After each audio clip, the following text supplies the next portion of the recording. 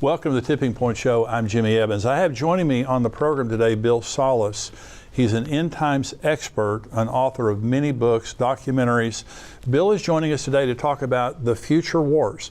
He was with me a couple of months ago talking about his new book, The Future War Prophecies. Well, what we've seen now is those wars have begun. And so we're going to be talking today about Psalm 83 war, which we're seeing the beginnings of right now. All the different wars prophesied to happen in the relatively near future before the tribulation. Bill is going to be talking about all of that. We're going to be talking about the tribulation, everything that's going to be happening prophetically, especially as it relates to Israel and the wars that are going on right now. Stay tuned. This is an exciting show.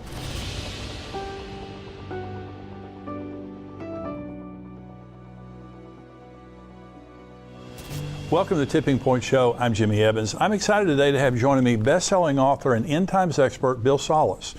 Bill is the founder of Prophecy Depot Ministries. He's written many books about the end times, produced 14 DVDs, and he's an author and speaker I've learned a lot from over the years. And I'm very glad to have him joining me today because we're talking about the war in Israel and the prophetic implications of it. We're specifically talking today about Bill's new book, The Future War Prophecies. Bill, thank you so much for joining me today, and we're going to be talking about your book, The Future War Prophecies. And you were on the show a couple of months ago, and we were talking about this, but today, this is happening right before our eyes, isn't it?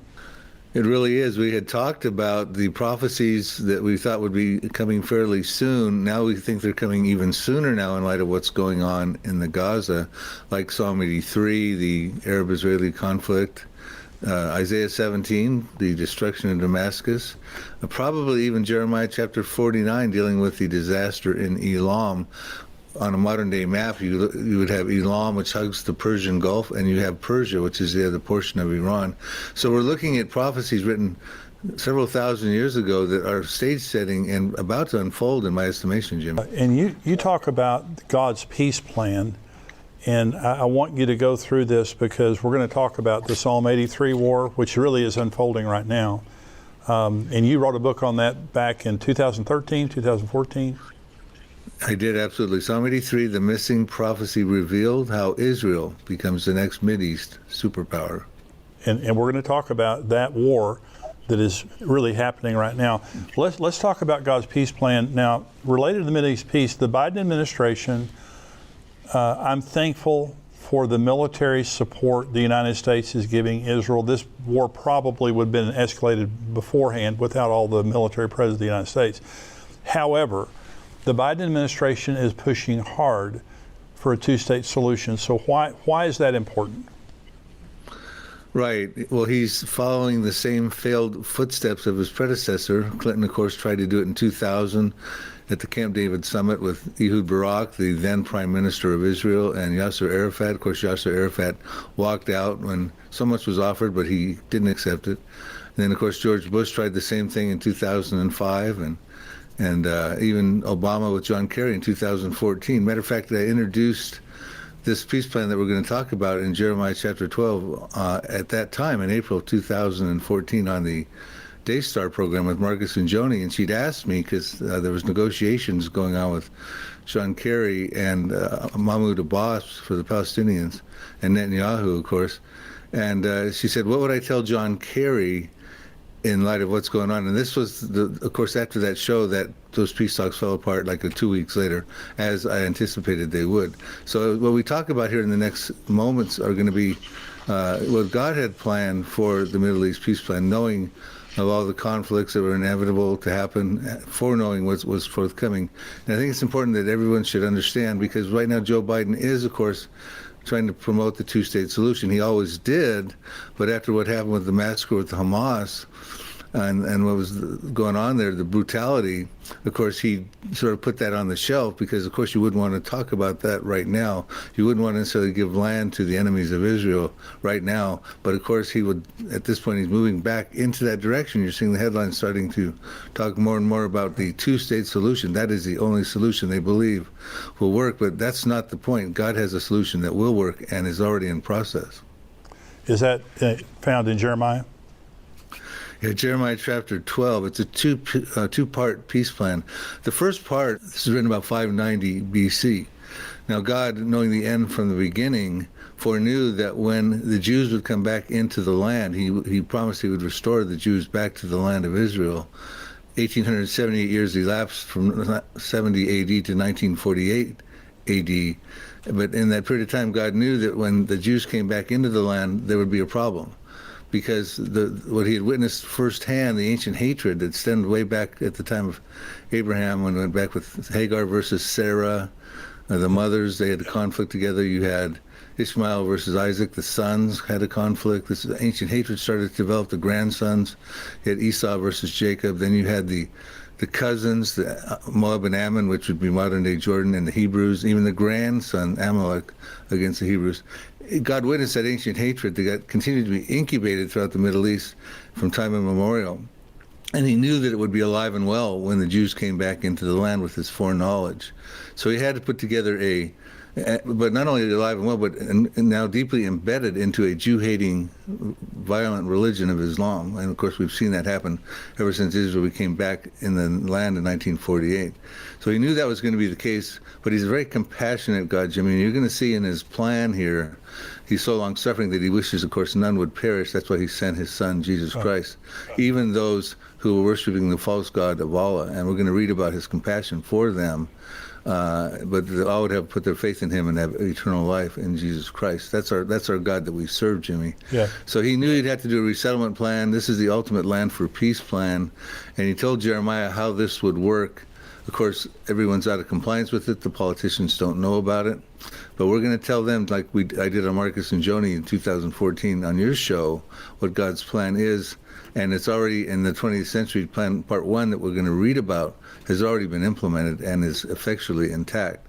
Wow. And what it says here, thus says the Lord, against my evil neighbors. Now notice that, neighbors in the neighborhood, he's calling them evil, not calling them good, who touch the inheritance which I have caused my people Israel to inherit. Of course, that's the promised land. Behold, I will pluck them out of their land and pluck out the house of Judah from among them. And we'll stop there.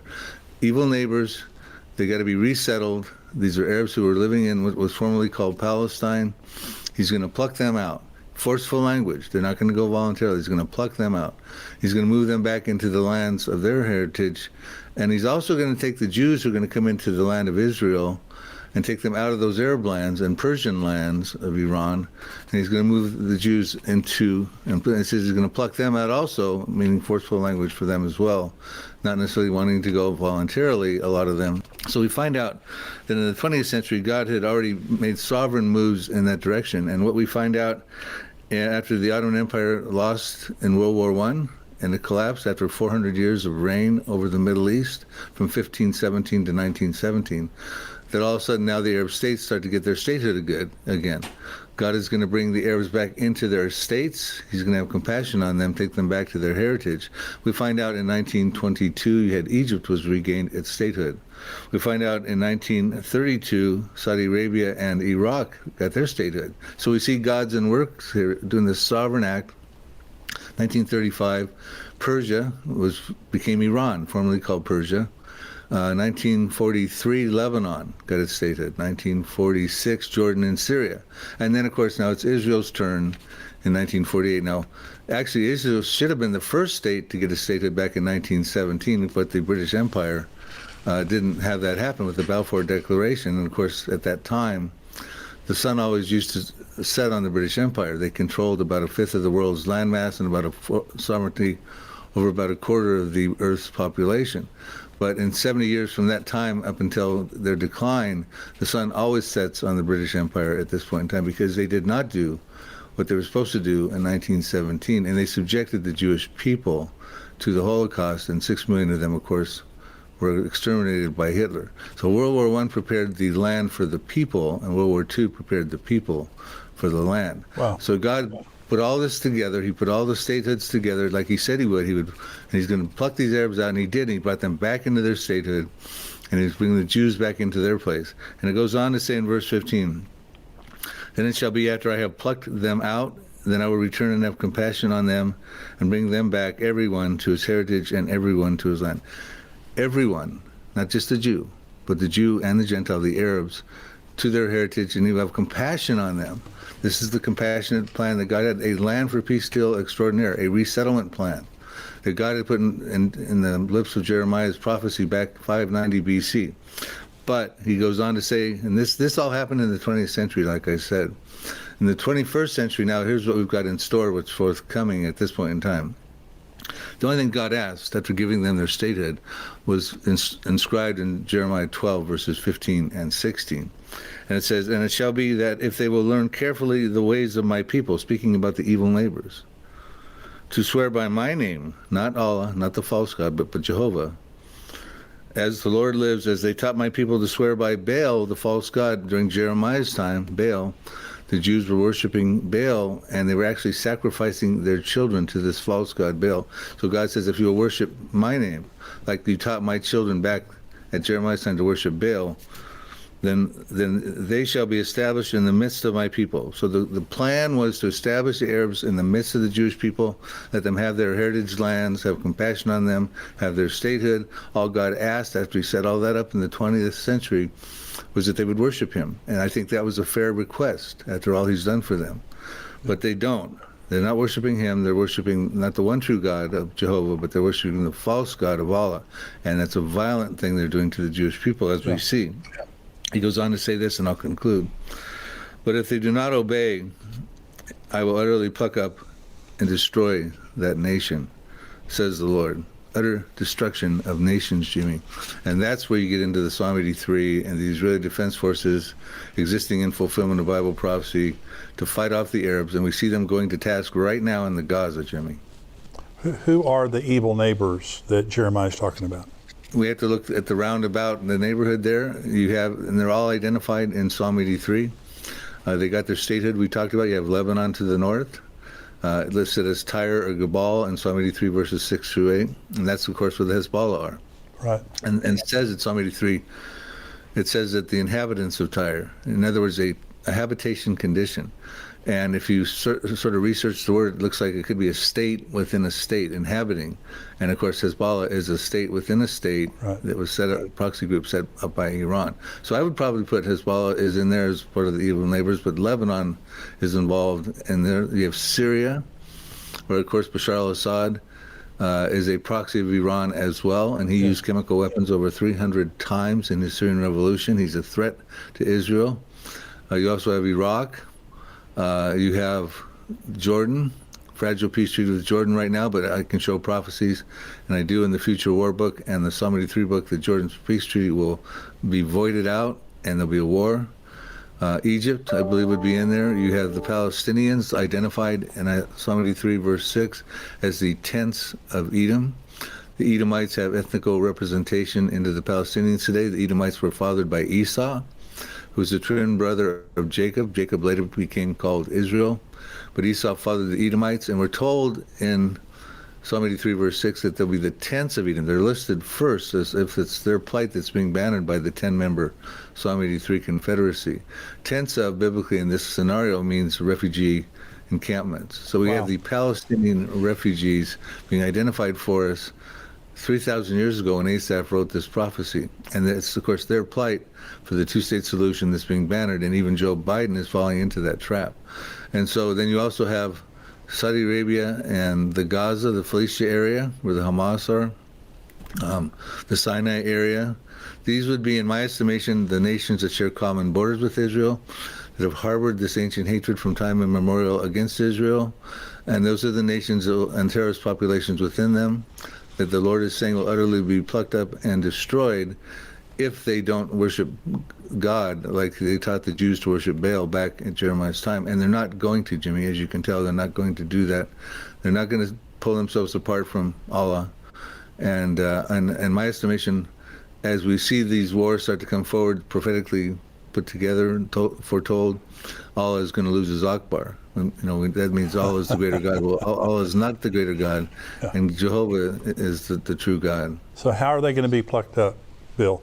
I mean, if God says that these evil neighbors are going to be plucked up, does that go back to Psalm 83? I would turn our attention to Psalm 83, but within Psalm 83, It talks about the goal of the Confederates in the first 5 verses. It says they want to come together. They form a crafty plan to wipe Israel off the map, to cut the nation off, that the name of Israel can be remembered no more. It says they form a confederacy against the Jewish people, against God's people. God's people. Then it goes on in Psalm 83 verses 6 through 8 and identifies who they are, which we just did, the evil neighbors that got their states, that are not worshiping God as they're supposed to. They're out of compliance with God's peace plan. They will utterly be plucked up and destroyed. Then Asaph goes on through verses 9 through 18 to conclude the psalm and petitions to God how he would encourage him to respond to this belligerent Confederate attempt to wipe Israel off the map. And we see that the peripheral prophecies that we can get into that talk about the Israeli Defense Forces fighting off these evil neighbors, destroying these populations in these countries, like for instance Isaiah 17. Damascus will cease from being a city, it will be a ruinous heap, it'll be reduced to rubble. Jeremiah 49 verses 2. There'll be alarm of war in Rabbah of the Ammonites, that's Ammon Jordan, and it shall be a desolate mound, and Israel shall take possession of his inheritance, which is the promised land.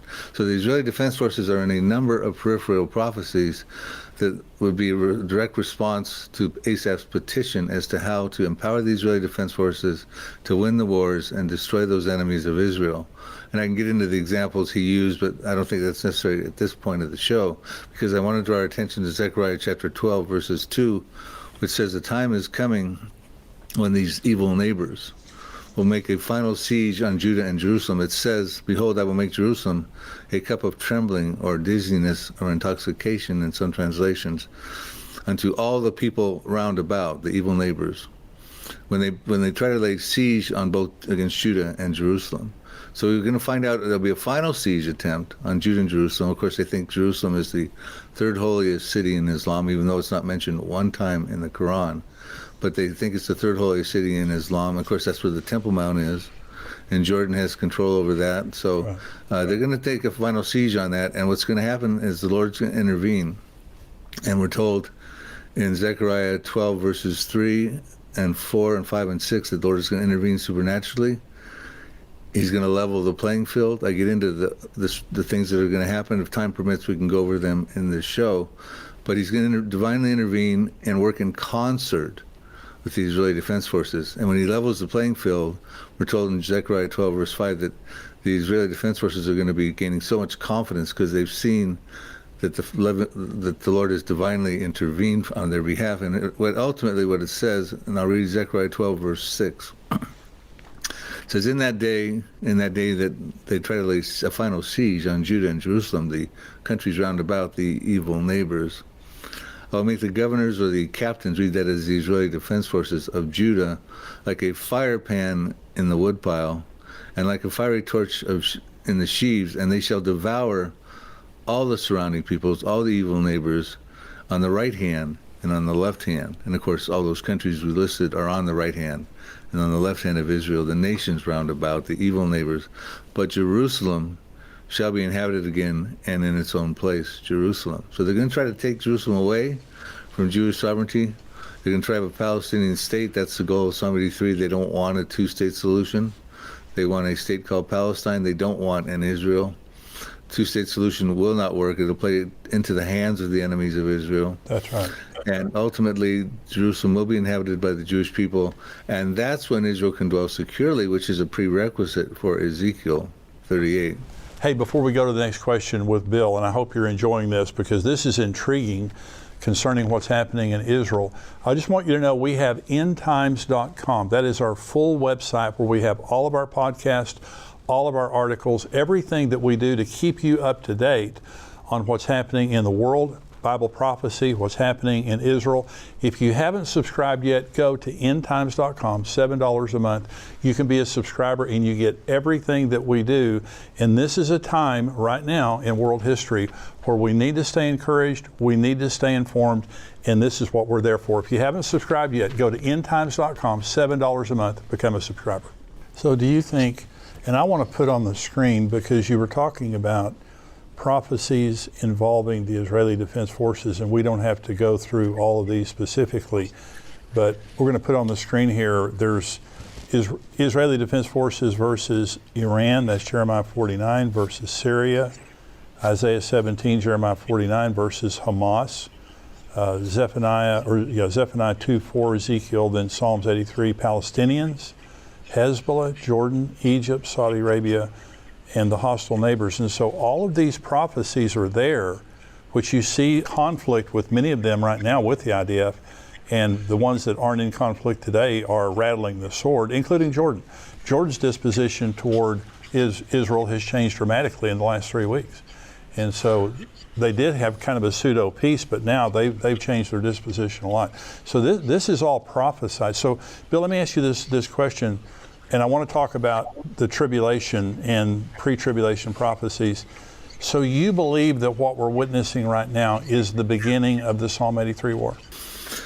I think there's three things I'm watching pretty closely, Jimmy. I think they will ultimately culminate in the utter destruction of those nations that are out of compliance with God's peace plan in Jeremiah chapter 12. And I think the sequence of events, and I could have this off, but I think it's going to be involving a war with Syria and a war with Iran. Iran, of course, will call on their proxies, Hezbollah.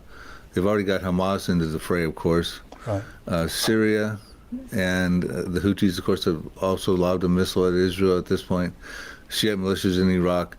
The Jeremiah chapter 49 prophecy of Elam talks about a disaster on the west coast of Iran, written in 596 BC by Jeremiah.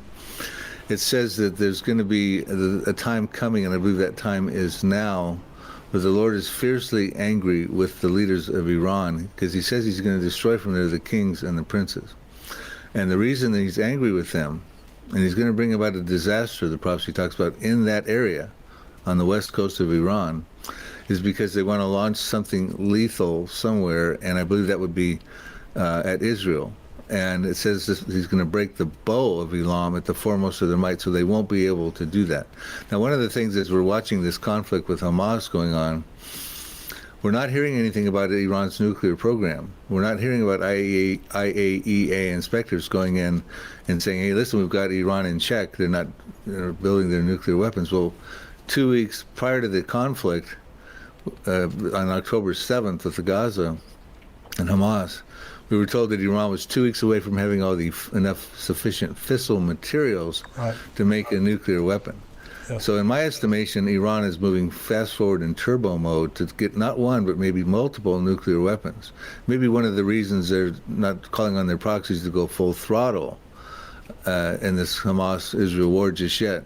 I mean, I'm speculating, but I think they are moving in a rapid direction to get a nuclear weapon. But the prophecy says he will break the bow at the foremost of their might, so they can't launch their nuclear weapons, apparently at Israel, is what I'm thinking the concern is.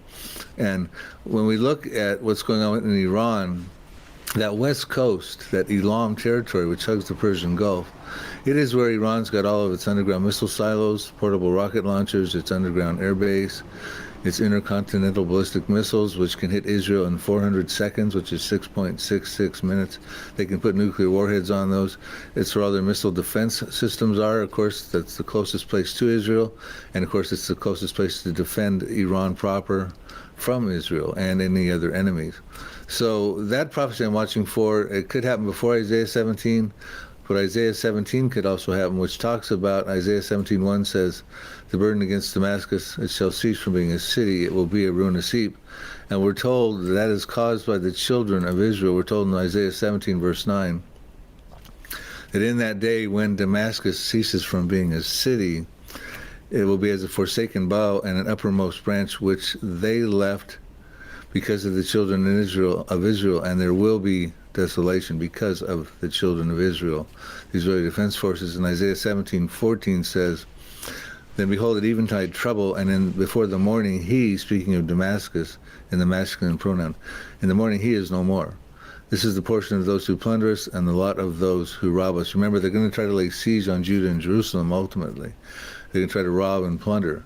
But Damascus will be destroyed. Matter of fact, Jeremiah chapter 49, verses 25 asks a rhetorical question, also dealing with the destruction of Damascus, I think from a different camera angle. It says, why is the city of my praise not destroyed, but your city, Damascus, is desolated?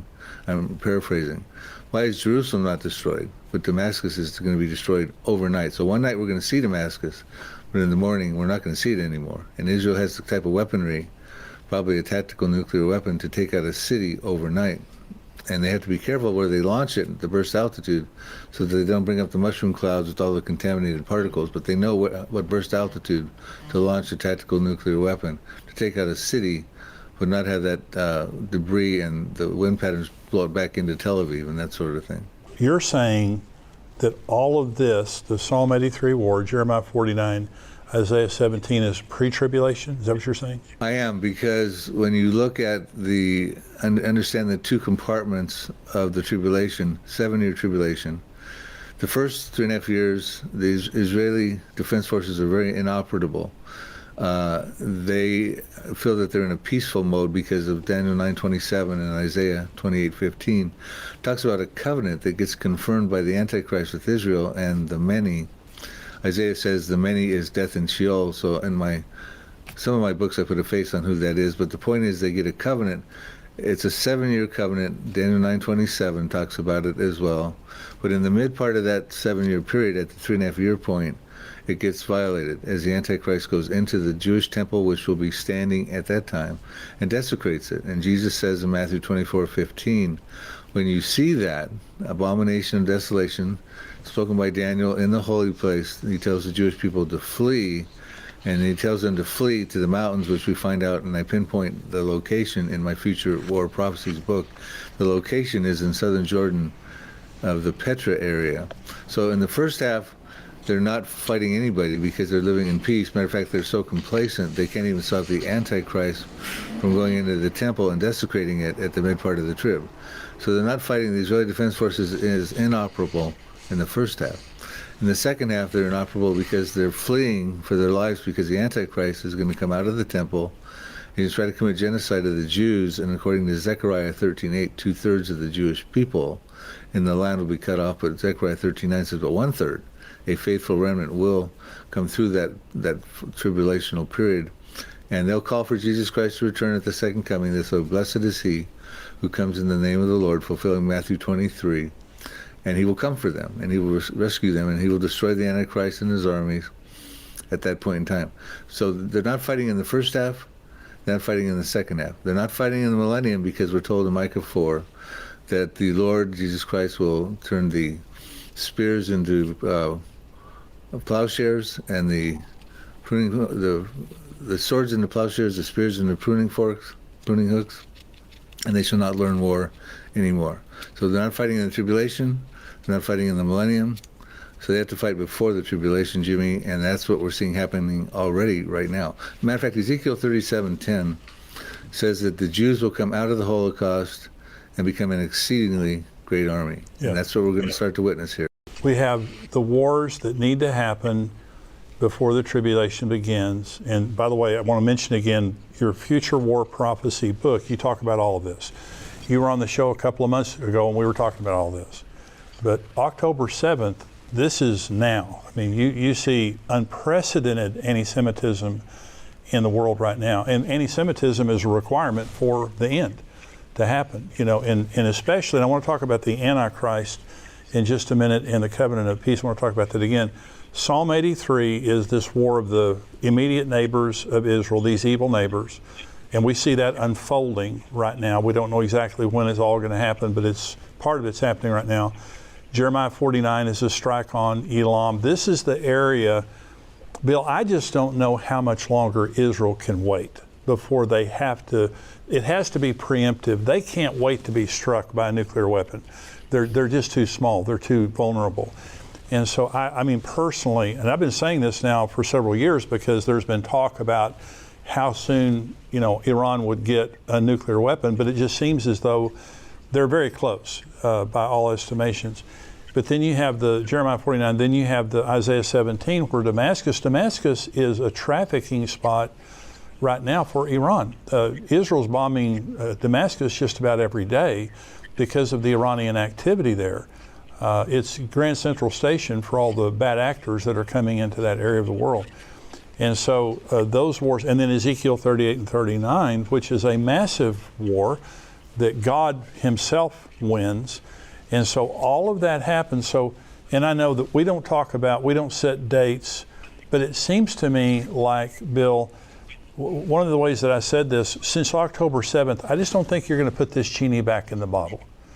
Now, there will be an Antichrist that comes, and this covenant of peace is going to supposedly, for a period of time, solve the problem. And he's going to be the answer man. He's going to be the new Messiah. But between now and then, do you see an escalation in all of this? Well, it's going to escalate. Is it going to escalate in the near future? I kind of agree with you. This Gaza thing is probably going to catalyze into something much deeper and prophetic implications. Israel is attacking Syria. They have been for quite some time. They are now also having skirmishes with Hezbollah to the north, and they also took out an inbound missile from the Houthis, another proxy of Iran, way down in Yemen. So they're involved in this, but it's at this point it's kind of crosstown rivalries rather than a full-on biblical war. But they're ultimately going to be in the biblical wars fulfilling these prophecies. The question is how soon. And in light of what's going on with Hamas right now, I would have to suggest that's going to be very soon. And I don't think, like you said, the Pandora's box has been opened. You can't put that genie back in the bottle. They're talking about a ceasefire. The world's clamoring for a ceasefire in the Gaza. They need humanitarian aid. And Egypt's coming out saying, we don't want any of these refugees. There'll be a declaration of war. That was General Sisi said that. Right. Just recently, Jordan came out and said, we do not want any Palestinian refugees to come into our territory as well. There would also be a declaration of war. An ambassador just said that as we filmed this show. In fact, I think we have a prophecy. I want to read it to your viewers real quickly. That's interesting that they want to trap these Palestinians at the border. Okay, they want to keep them. They're like pawns. They fulfill an important role for these Arab states. They don't want these Palestinian refugees back in their countries, which, by the way, in God's Mideast peace plan, those Palestinians were supposed to go back to their homelands. But the Arab states who got their statehood decided it was better to keep them deployed as refugees inside of Israel and around the general region out there in the West Bank, the Gaza, etc. But here's what it says in Obadiah 1:7. I think it's very relevant right now to what you hear Egypt and Jordan saying, who, by the way, have those fragile peace treaties with Israel, and I point out in the Future War book, those are going to be gone shortly. It says here, Obadiah 1:7, all the men in your confederacy, I believe that would be the Psalm 83 confederacy, all the men shall force you to the border of Israel, in my estimation. The men at peace with you, the Psalm 83 confederates, the evil neighbors, shall deceive you and prevail against you. Those who eat bread with you shall lay a trap for you. No one is aware of it. So in other words, I believe it's a trap. Now, I don't believe the Arab states realize it's a trap, but God's saying it's a trap because they got nowhere to go. Right. And then the Arabs aren't going to let them back into their land. So I think we have another prophecy to be watching right there, Obadiah 1:7. The men in your confederacy will keep you at the border. And I think we're seeing that going on as well. So Ezekiel 38, and this is there's a lot of discussion about Ezekiel 38. So the preconditions, talk about Ezekiel 38. Now, the war has to be over. The first 3.5 years of the tribulation are peace. And so when the Ezekiel 38 and 39 war happens, what are the preconditions for that? Right, and let me clarify something just before we skip to this topic, because I think the stage gets set for Ezekiel 38 after Israel wins wars, and I'll tell you why in a moment. But when we talk about the peace covenant, a lot of people think it's a peace between the Arabs and the Jews, a politically brokered peace deal that's going to resolve the Arab-Israeli conflict. I don't subscribe to that. I don't find anywhere in the Bible that it says that, not in Daniel 9:27, not Isaiah 28 verses 15 and 18, the two main proof text passages. What I do believe is that conflict is going to end militarily, and that's what the Israeli Defense Forces are going to be involved in, utterly plucking up those nations. But what I do believe, and I put 3 clues forward in my Last Prophecies book, which is Last Prophecies, the first 3.5 years of the tribulation. What I do put forward is that the Jews are going to get involved in this false covenant, not realizing it's a false covenant, because they want to build their temple. It's going to facilitate their ability to build their temple. I put 3 clues forward as to why that's the case. I'll give you just a couple of them real quickly. One of them we're told in Revelation chapter 11, verses 1 through 4 or 5 in there. The first half of the tribulation, the first thing that John's doing, representing the Jewish people, is he's measuring the inner court and the outer court. He said, well, don't measure the outer court, that's for the Gentiles, but measure the inner court and those that worship there. So he's measuring a temple, which would be the case. You do that immediately if you have the ability to do that once the covenant has been confirmed. Also, Isaiah 28, verses 16 and 17. Isaiah 28:15 talks about the covenant. It says, you'll make a covenant with death, you'll be in agreement with Sheol, so that when the overflowing scourge passes through, whatever that's going to be, and I put a face on that in my books, it will not come over you. You may sign on this in lies and falsehood. In other words, it's politically expedient for the Jews to sign this covenant so they can build their temple. They want to build their temple because they think that will hasten the coming of the Messiah, because they don't realize Jesus already came as the Messiah. They think it's going to bring the Messiah, and he's going to take care of that overflowing scourge and usher them into the Messianic kingdom. There's a clue. It goes on to say, Isaiah says in 28:16-17, I'm paraphrasing, he says, don't be hasty with this covenant.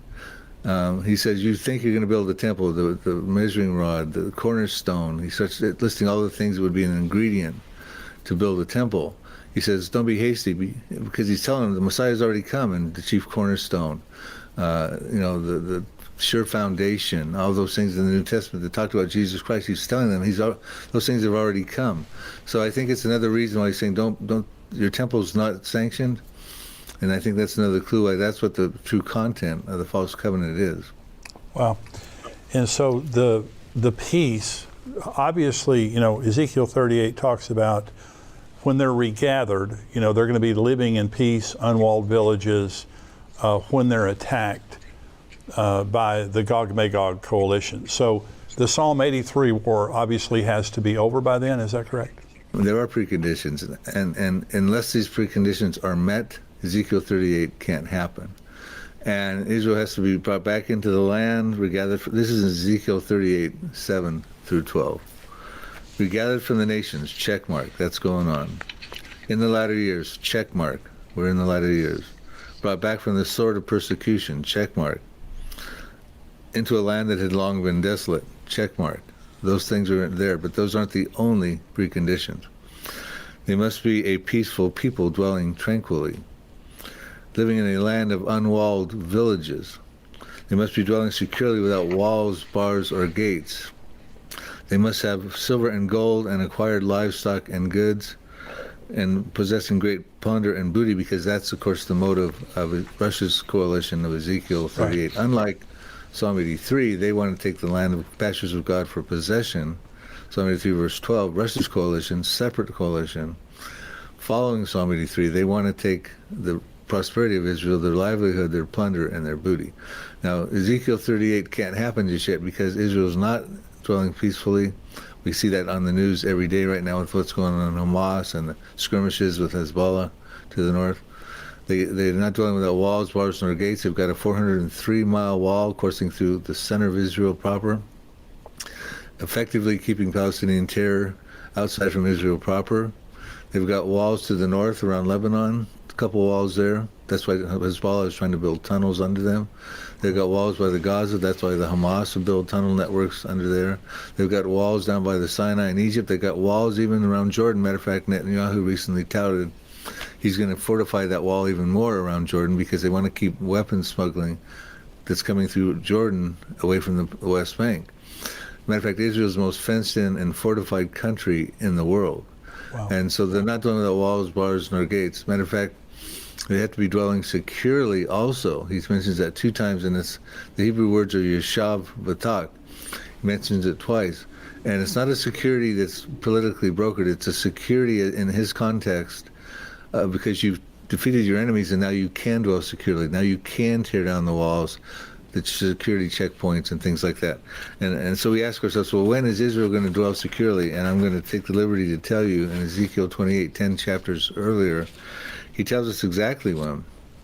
He says, thus says the Lord God, when I have gathered the house of Israel from the peoples among whom they are scattered, we've seen that's been going on, back into the land of Israel, and hallowed in them in the sight of the Gentiles, then they will dwell in their own land, which I gave to my servant Jacob, and they will dwell safely. Yeshav v'tak, same Hebrew words. They'll build houses, they'll plant vineyards, yes, they will dwell securely, Yeshav v'tak. When I execute judgments upon all those around them who despise them, Then they shall know I'm the Lord, their God. Wow. The utter destruction of the nations that are out of compliance with God's roadmap plan that we talked about, and his peace plan that we talked about at the beginning of this show. They're going to be utterly plucked up and destroyed. Judgments will be executed upon them, because until that happens, Israel can't dwell securely and tear down the walls, bars, or gates. I love the way you explain things, Bill, because, this is such a concerning situation that's happening. Jesus said that when the end came, there would be distress of nations with perplexity, and that's what we're seeing right now. There are no answers. There's distress of nations, wars and rumors of wars, famines, earthquakes, all this stuff, pestilences. And so what we're seeing, obviously, are the birth pains. But you have studied the future wars. You know more about it than anybody that I know, honestly. You've written about it more than anybody that I know. And so you've said something several times during this show, and that is, this is the way it is now, but this is going to change. And it will. We know the future in advance. We know that Jordan and Egypt are going to change. We know Iran's disposition. We know the future wars, and you've done such a great job in your book talking about it. There's so much more in your book than we've talked about on this show today, and I want to encourage people to go online. Now, Bill, where can people find more about your ministry and get their resources from you? Oh, yes, Jimmy, thank you. I invite them to come to our website, prophecydepot.com, Prophecy Depot, like homedepot.com. It's got an online store, books and DVDs. We have all my articles. We also have connections to our YouTube site, and we have a daily news site we put called Prophecy Headlines. Keep up relative news daily, every day, what we think is prophetically relevant. So come to prophecydepot.com. I want to encourage you to go on there. And Bill, thank you so much.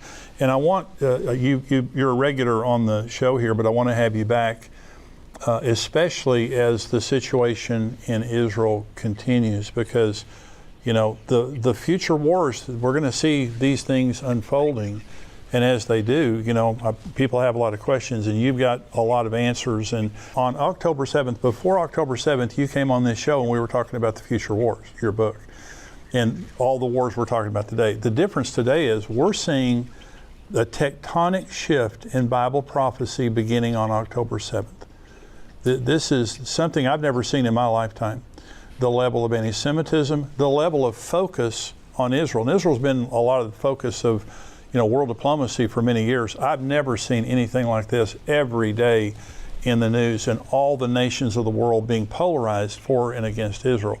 And so this, again, I think that, like you, this is going to continue to escalate.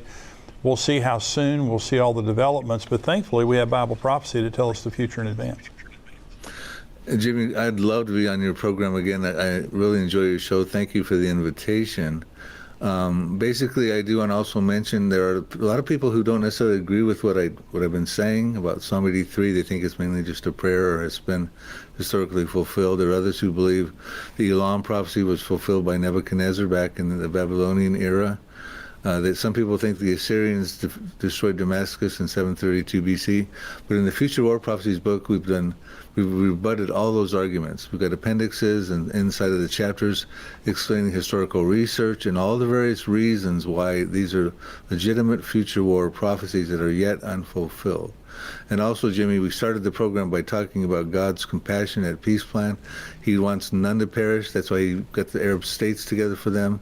There are going to be remnants, like the Jewish remnant. There will be a faithful Jewish remnant. There will be remnants coming out of Iran, we're told in Jeremiah chapter 49, verses 39. Right. The Lord will restore the fortunes and bring back the captives of Elam. Why did God do this peace plan? I mean, he knew that this would be a nightmare, that Islam would be embedded the ancient hatred.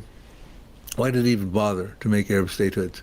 Because he loves everyone. He loves those Arabs. And he's going to have remnant from them as well. As a matter of fact, in Iran, he's doing supernatural evangelism, dreams, visions, miracles, and healings, because he wants none to perish, Jimmy. I love it. Bill, thank you so much for being with me today, and I look forward to having you back soon. God bless you. Thanks, Jimmy. Thank all of you for joining me today on the Tipping Point Show. I hope you've enjoyed it. We'll keep you up to date on what's happening in Israel. Stay tuned to endtimes.com. God bless you. Bye-bye. That was a great interview. I hope that you really enjoyed that. Hey, if you haven't subscribed to my channel yet on YouTube, go ahead and hit the subscribe button right there, and also the like button. The subscribe button means you'll get everything that we put out on YouTube. It'll come to you automatically. The like button means more people will find out about what we're doing, and you can help other people by doing that. Subscribe and like, and thank you for joining me today. We'll see you again next time. God bless you.